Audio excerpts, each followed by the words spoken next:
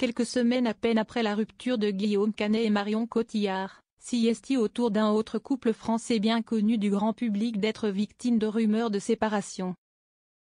Selon les informations du magazine Voici, en kiosque ce vendredi 11 juillet 2025, Maxime Chatham et Faustine Bollaert seraient désormais séparés, après 15 ans d'amour. Maxime Chatham et Faustine Bollaert, la rupture? Le magazine Voici l'affirme, s'y la journaliste et animatrice de l'émission Ça commence aujourd'hui, qui s'apprête à prendre les commandes des enfants de la télé, qui aurait pris la décision de se séparer du célèbre romancier connu pour ses polars. Il est effondré, il a tout essayé pour sauver son couple, mais elle n'a plus l'étincelle, clame le magazine. Un proche du couple précise, ça n'allait plus depuis la rentrée de septembre. Avec son emploi du temps débordant, elle ne passait plus beaucoup de temps avec lui, il ne faisait que de se croiser et faisait semblant devant les enfants.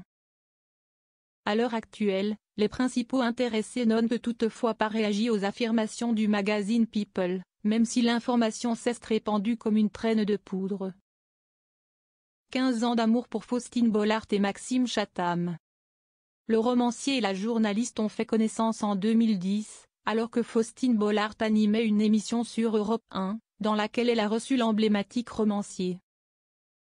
Pendant cette émission de radio, je me suis dit que c'était l'homme de ma vie, avait-elle confié sur le plateau de Salut les Terriens quelques années plus tard, racontant son coup de foudre. Interrogée par Isabelle Morizet en 2021 à l'antenne d'Europe 1, la journaliste avait d'ailleurs confié que cette invitation était totalement intéressée. Je l'avais invité car je voulais savoir ce qui se trouvait derrière la plume de cet écrivain. Une plume que je trouvais fascinante. Et j'ai découvert un homme tout aussi fascinant. De son côté, également sur Europe 1, Maxime Chatham avait raconté.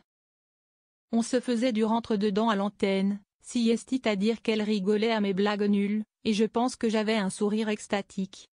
3 mois après cette rencontre, le couple se fiance, puis se dit oui, le 31 décembre 2012. Quelques mois plus tard, le couple donne naissance à sa fille aînée, Abby, née le 18 juillet 2013. 2 ans plus tard, le 24 juillet 2015, leur fils Peter venait compléter la petite famille.